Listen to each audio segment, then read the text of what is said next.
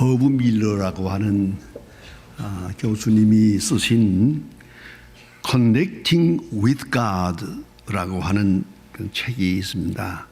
이제 하나님과의 연결 그런 이제 책이 되겠습니다. 이 책 속에 나오는 이야기입니다. 이분의 얘기는 이것은 실화라고 합니다. 한적한 한 마을이 있었습니다. 이 마을에 조용하게 평화롭게 그렇게 살아왔는데 어느 날 이 마을에 나이트클럽이 문을 열게 됩니다.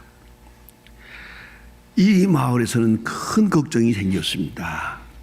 이 조용하고 평화롭고 그런 마을에 나이트클럽이 들어오면 많은 사람들, 특별히 젊은 사람들이 타락하게 될 거라고 생각해서 나이트클럽 들어오는 것을 못마땅하게 여겨서 교회에서는 열심히 기도하다 초야기도까지 하게 됐습니다.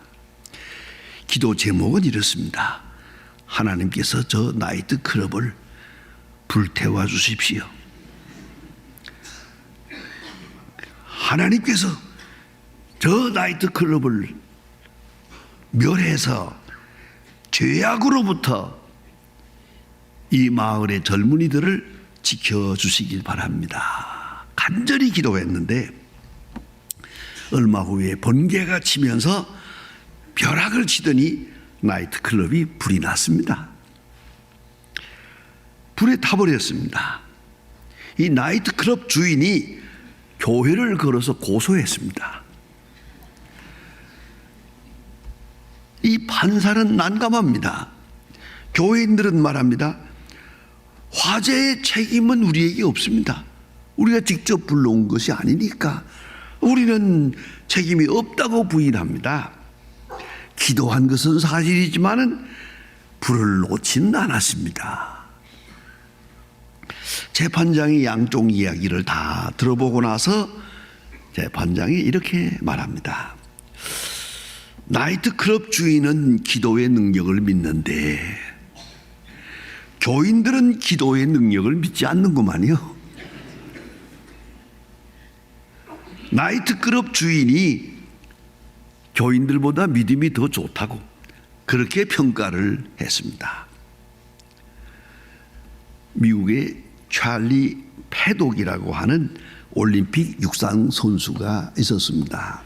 그런 유명한 당대의 육상 선수인데 오하이오주에 있는 클레블랜드의 한 기술고등학교에 가서 이 육상 선수가 강연을 합니다.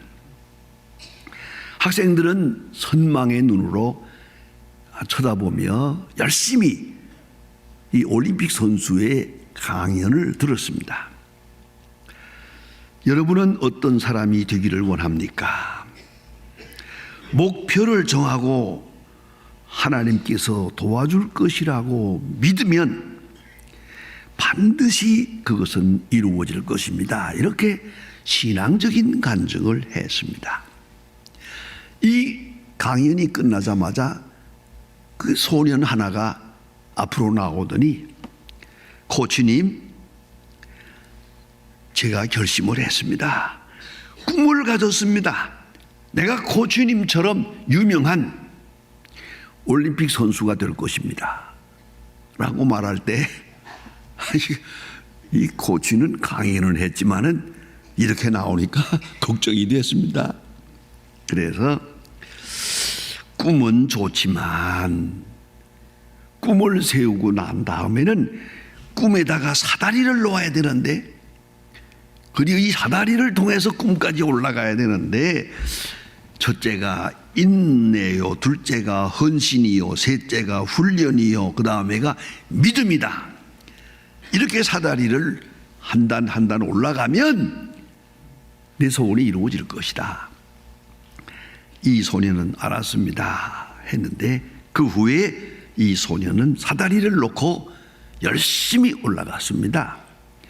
1936년 베를린 올림픽 때 금메달 4개를 목에 거는 영광을 누리게 됐습니다.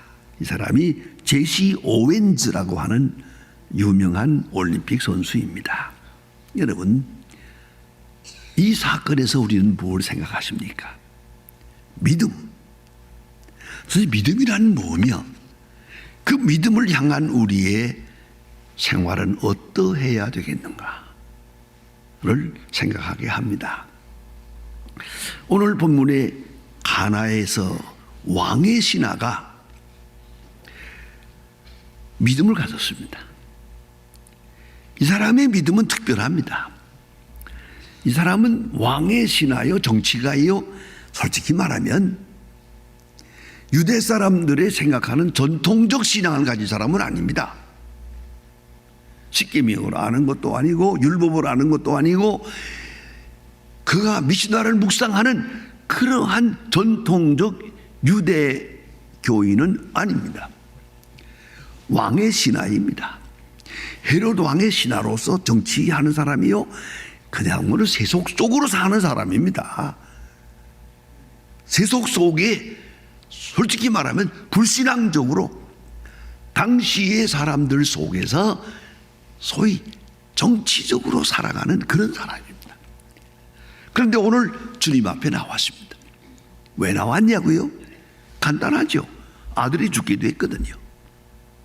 이걸 생각해야 합니다. 아들이 죽게 되지 않았다면 나오겠습니까? 죄송하지만 이만한 병 들여가지고는 안 나올 겁니다. 당장 죽어가거든요. 급하게 예수님 앞에 나와 무릎을 꿇습니다. 내 아들을 살려달라고. 여러분, 이것을 우리가 쉽게 생각합니다만 그렇지 않습니다. 여러분 잘 아는 대로 사람들은 어려운 일을 당하면 자기 능력의 한계를 위협하게 될 때는 절망합니다. 낙심합니다. 거기까지도 좋으나 아니 원망합니다.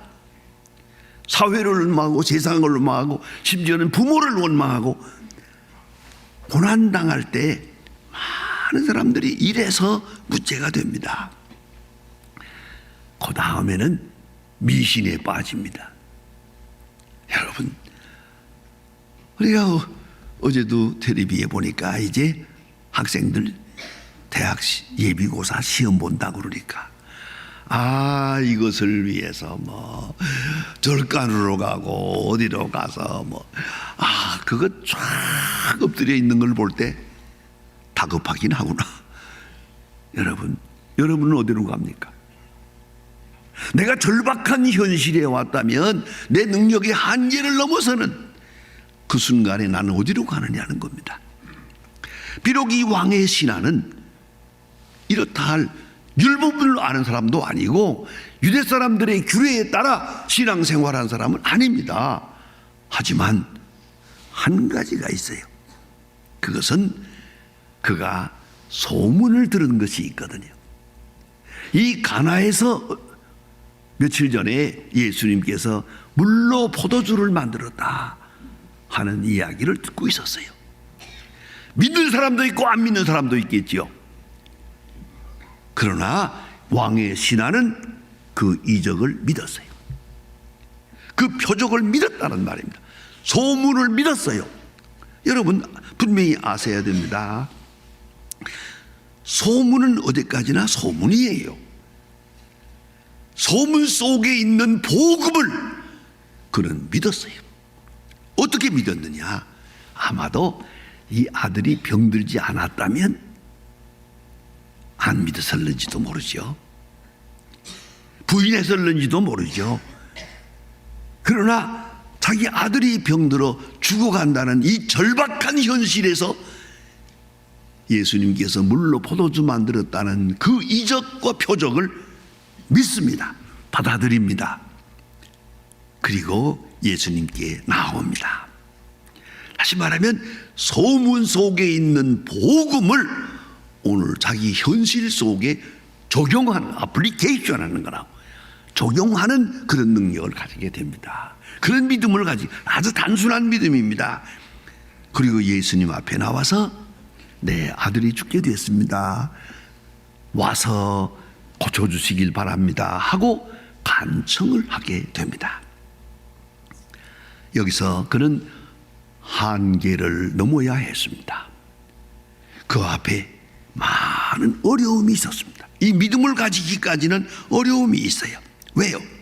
감각적 한계를 넘어야 합니다. 소문은 내 경험이 아닙니다. 내 지식도 아니고 내 경험도 아니고 그런 일이 있다는 말을 쉽게 믿을 수 있는 것도 아닙니다.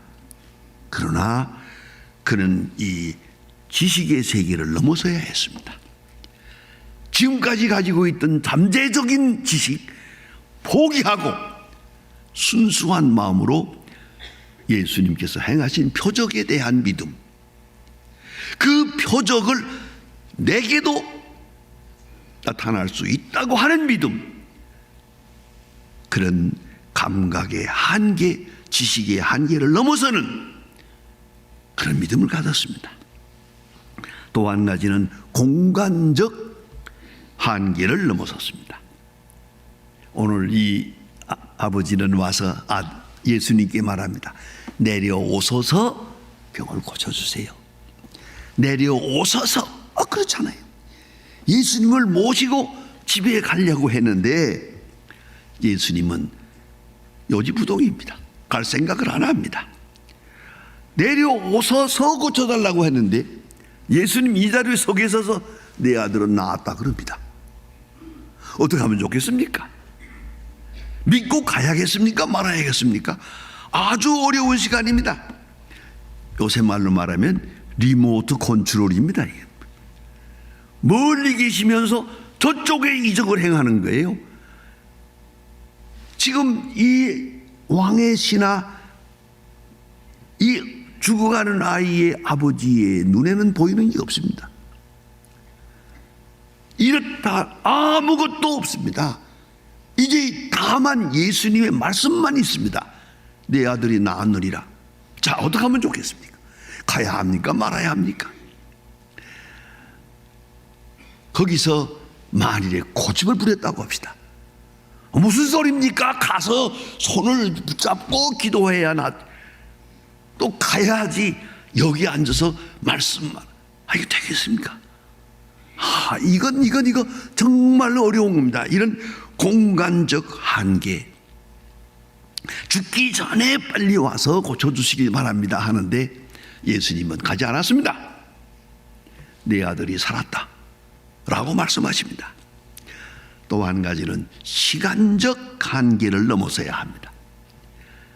이 아버지는 즉시 와서 고쳐주세요 했는데 예수님은 여기서 말씀하고 계십니다. 시간의 문제가 있습니다. 시간의 한계를 넘어야 됩니다. 유명한 이야기가 전해집니다.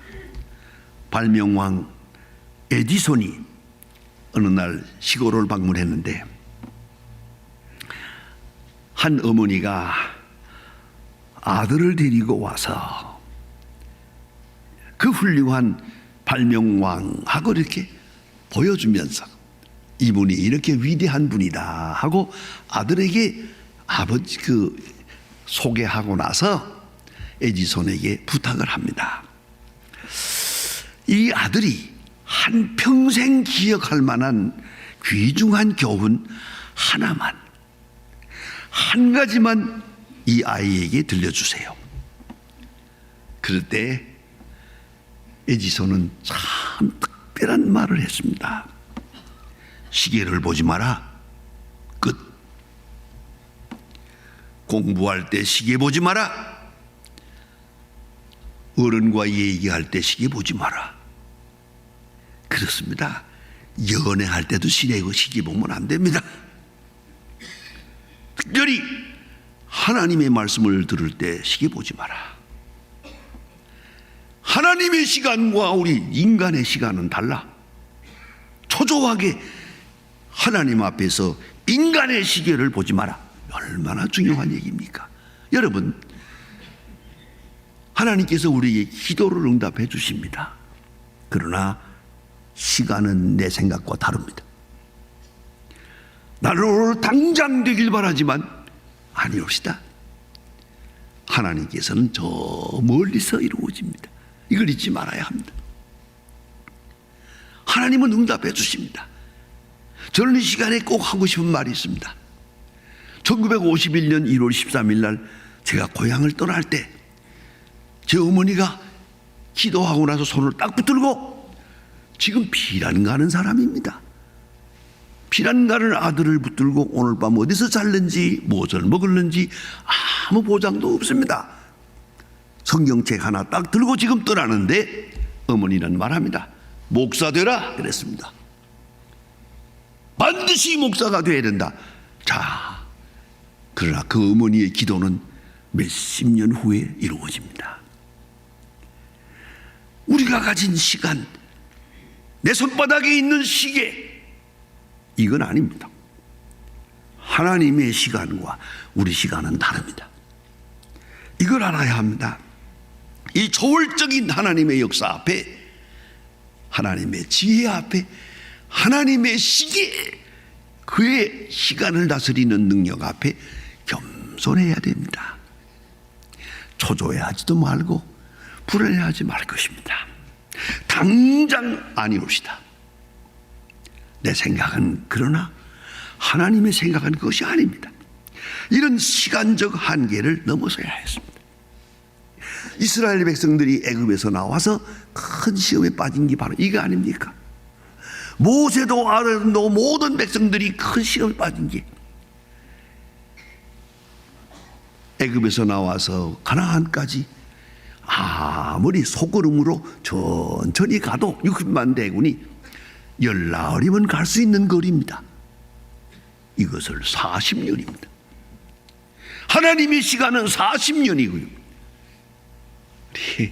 사람들은 당장 가나안에 들어가고 싶거든요. 하나님 생각은 아닙니다. 물리적인 것도 아니고 정치적인 것도 아니고 지정학적인 게 아닙니다. 문제는 들어갈 만한 사람이 되는 게 문제입니다. 그것이 되고야 들어갈 수 있는 겁니다. 그래서 하나님의 시간은 우리 시간과 다릅니다. 또한 경험적 한계를 넘어서야 했습니다. 아마도 이 왕의 신하가 이렇게 죽어가는 사람을 살렸다는 말을 들어본 일이 없을 것 같습니다. 왜요?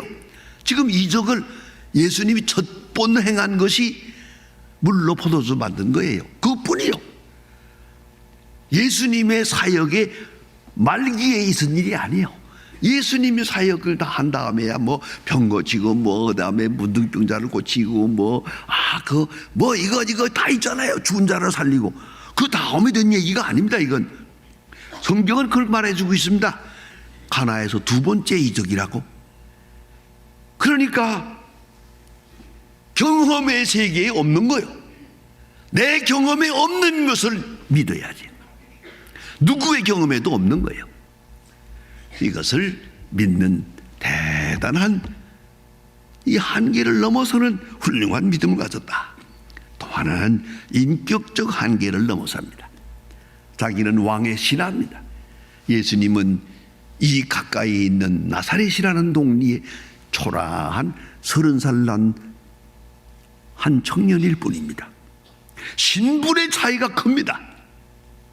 왕의 신하가 갈릴리 청년 앞에 와서 무릎을 꿇는다.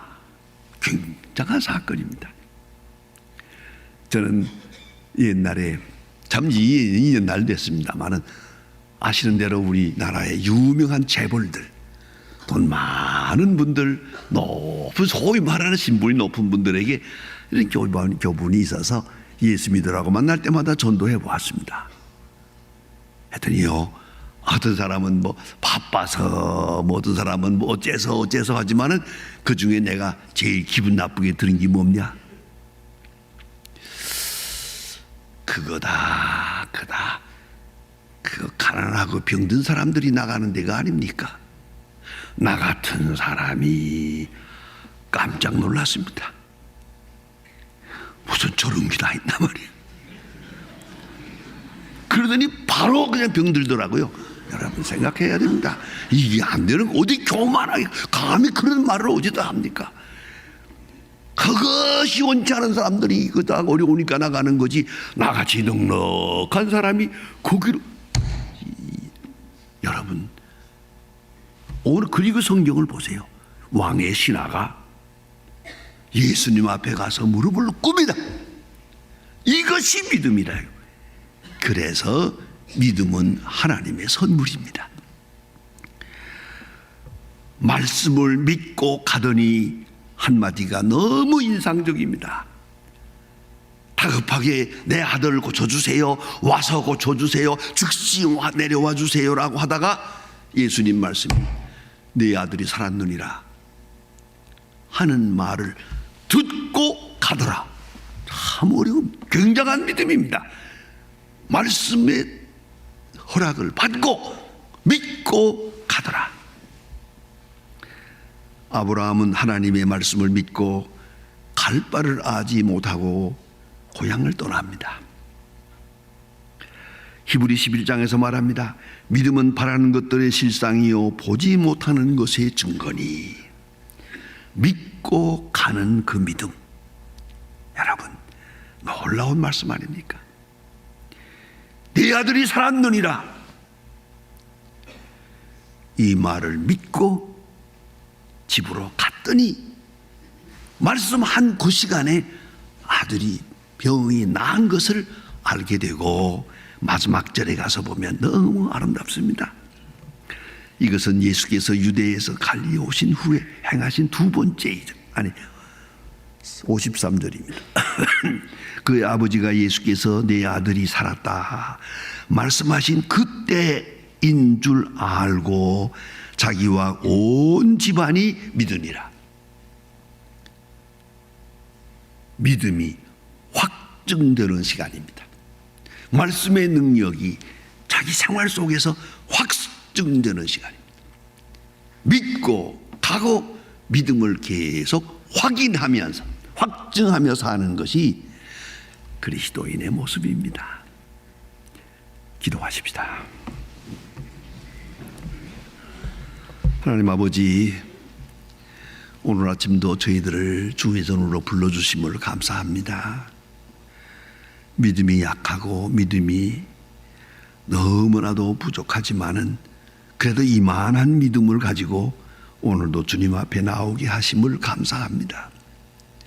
저 왕의 신하의 믿음을 보시고 귀하게 여기신 것처럼 우리가 여기까지 나온 믿음을 보시고 긍휼히 여기실 분더러 저 왕의 신하의 믿음처럼 놀라운 믿음, 온전한 믿음, 말씀을 믿고 가는 그러한, 그리고 그 믿음 그 결과를 확인하며 감사하는 그런 믿음 생활을 되게 해 주시옵소서. 예수님의 이름으로 기도합니다. 아멘.